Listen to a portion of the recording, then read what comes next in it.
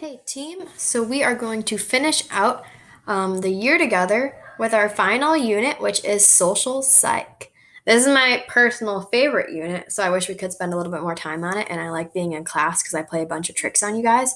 But social psych gets at the heart of the sociocultural perspective, which is just talking about how the environment we're raised in, whether it be the social groups we're a part of, our culture, impacts our behavior.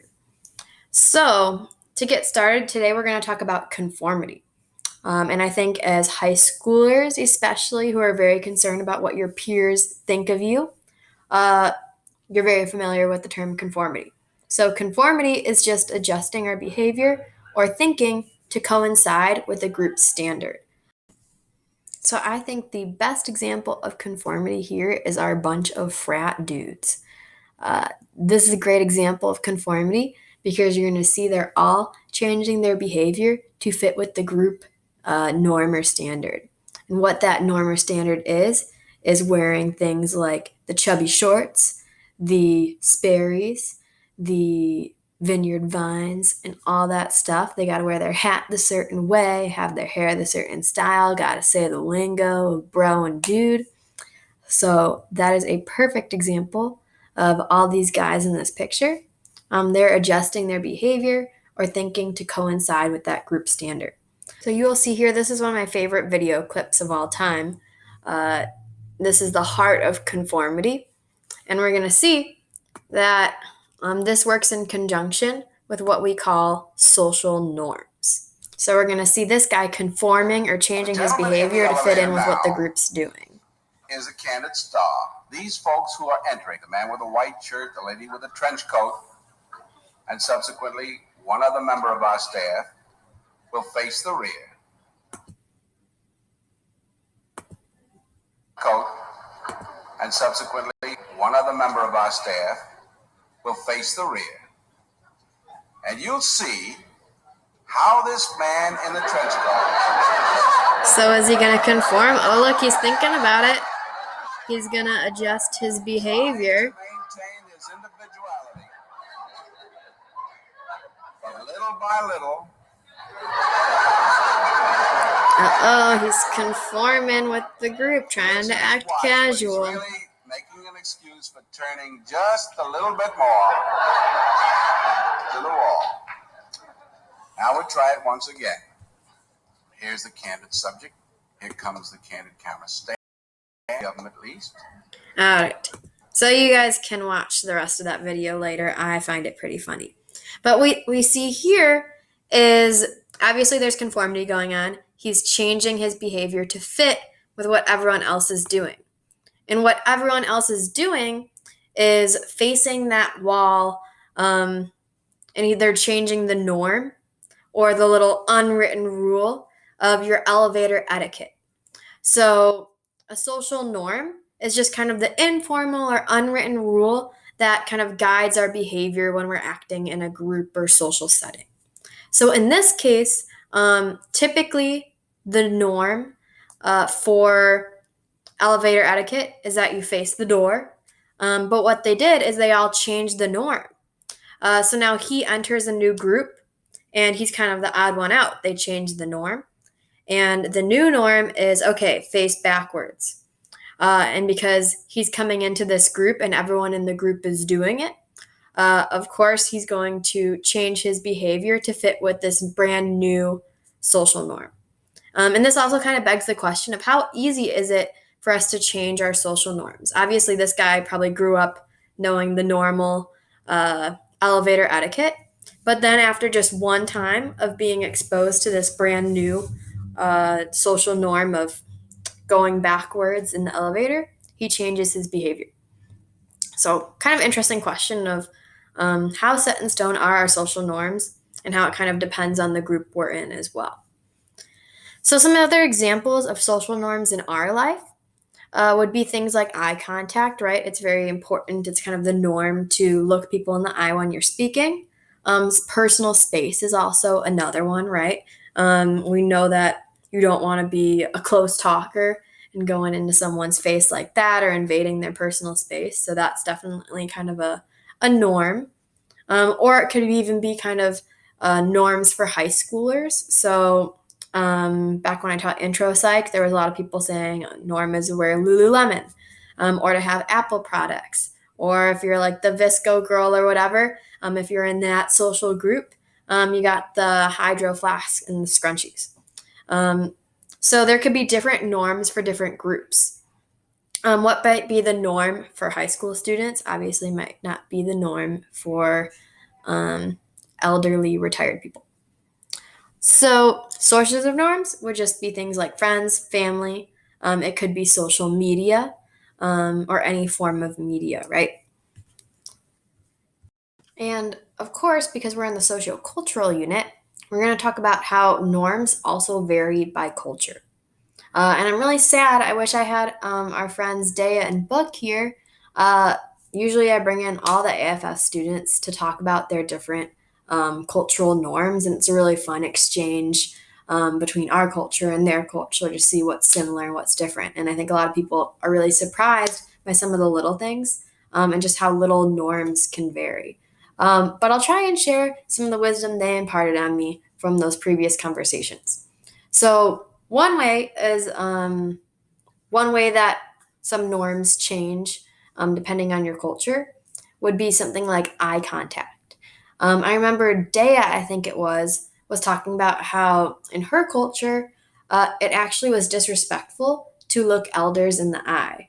It was a form of disrespect if you were looking at them. You wanted to look away. Whereas obviously here, um, parents, grandparents, your mom's gonna yell at you, say, "Why aren't you looking me in the eye when I talk to you?" If you're at a job interview and you're not looking someone in the eye, they're gonna think you're unprofessional and they're not gonna hire you. So, great example of how a norm could change depending on the culture you're from, and that could kind of create some culture clash too if you're not aware. Personal space as well. Some cultures are much more. They don't mind personal space invasion, I guess, as much. So they don't mind being very close to one another. Whereas other cultures, I think ours a little bit prefers more of that personal space between people. Greetings is a big one that you see a lot. A great example is if you talk to Celie in France, she would talk about how there's le bis, where you have to kiss a person on the cheek, depending on the culture you're from, and it even varies within France. Some regions do just one kiss on one cheek, or they do both, or they do three kisses. So she actually said how it was kind of confusing, and you had to know where the person was from to try and predict how many kisses you had to give. So obviously that's quite different than our basic handshake. Or I think who was it? Some of the other exchange students, I think even in Germany, were talking about how it was a big deal to give hugs. And we give hugs here as well. I think we've been missing hugs since quarantine.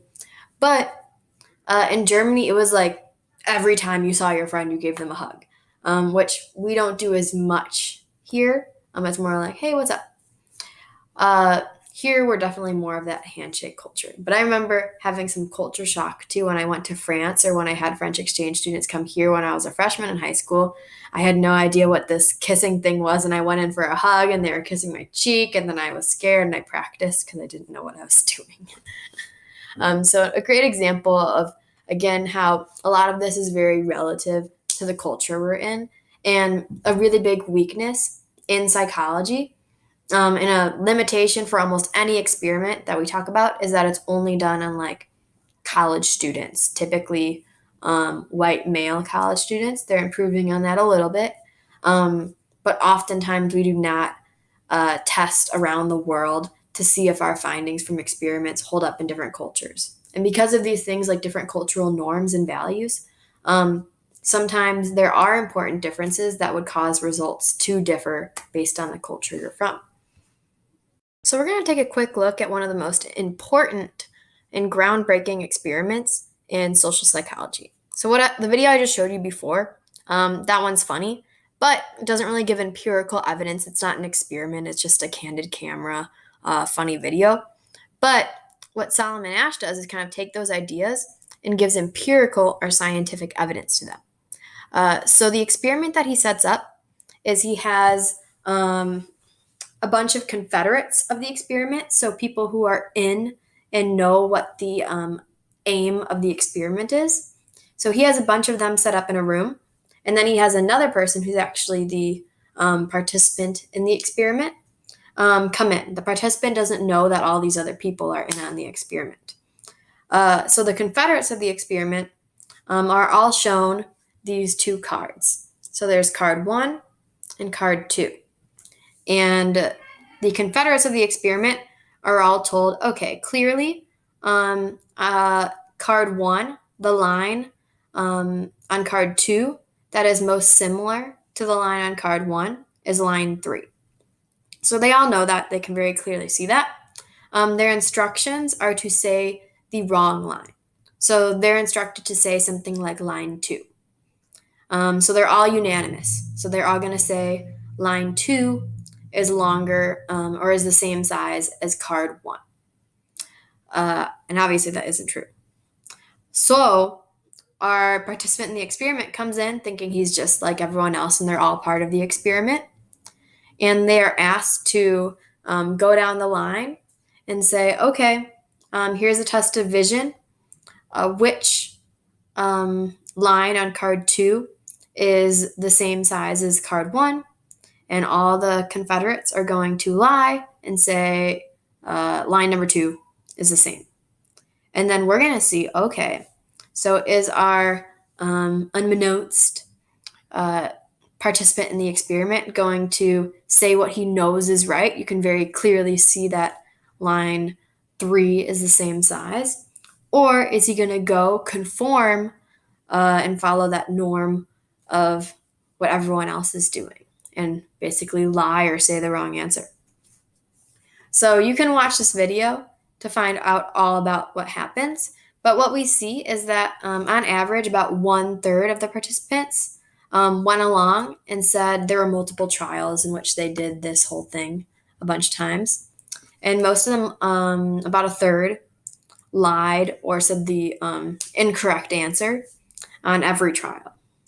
And they found that over the 12 different trials with the lines, about 75% of the participants conformed at least one time, while 25% stayed true and strong and didn't conform. But the interesting thing here is you'll see that in the control group, right, we know control is a group that stays the same, and there isn't a change. So in the group when there's no pressure to conform, in which everyone's saying the normal answer and there's not this pressure, everyone then says the correct answer. So pretty interesting to see here. Lots of conformity is what it proves.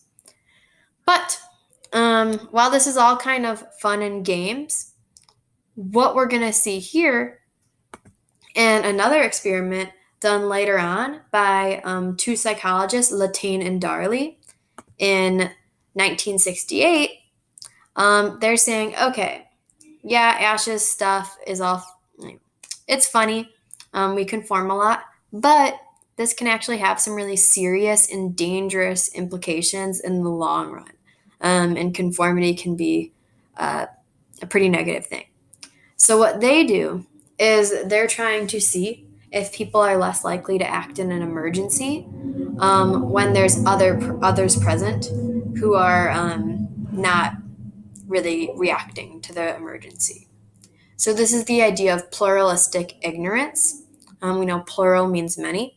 So pluralistic ignorance is that you're going to kind of not act or react in an emergency situation if others are kind of around. You're less likely to do something and take initiative when there's more people. And this is kind of this diffusion of responsibility that you think others are more responsible to take care of that than you are. So they set up an experiment, and there's two conditions. In condition 1, a participant's filling out a questionnaire in a waiting room, and they're thinking that the experiment hasn't even begun yet. They're just filling out their paperwork. So they're filling out alone in a room, and then the other condition is they're filling out a questionnaire with a bunch of different people in the room. And again, these are Confederates of the experiment who are in on the experiment, although the participant doesn't know. They just think they're all participants in the experiment together. So, what happens, we're going to see, is that they set off a smoke alarm in the experiment waiting room, and the participants think that it's a real emergency. So it looks real. The smoke alarm's going off. There's smoke. It's a smoke-filled room experiment, and there's a bunch of smoke billowing throughout the whole room. So it's pretty scary, pretty dangerous looking. And what they're going to find is that most of the participants that were in the condition with the group failed to report the smoke, even though they were bothered. So if you watch the video here, you're going to see that smoke is billowing through, the alarm's going off. They're in there 10, 15 minutes, waiting to see if someone else will react and do something. And when they see that the other people in the room, the Confederates, aren't doing anything, you can see they're a little distressed and they feel like they should do something, but pluralistic ignorance, they're going to sit there and not do anything. They're going to wait for someone else to take that initiative. And they find that with pluralistic ignorance, the more people are in the room, the less likely you are. So even when it goes from 2 people to 5, that's a big difference in how you're going to react. The more people, the less likely you are to do something. So they found that the participants who were alone in that first condition, 75% of them did the normal thing we're trained to do.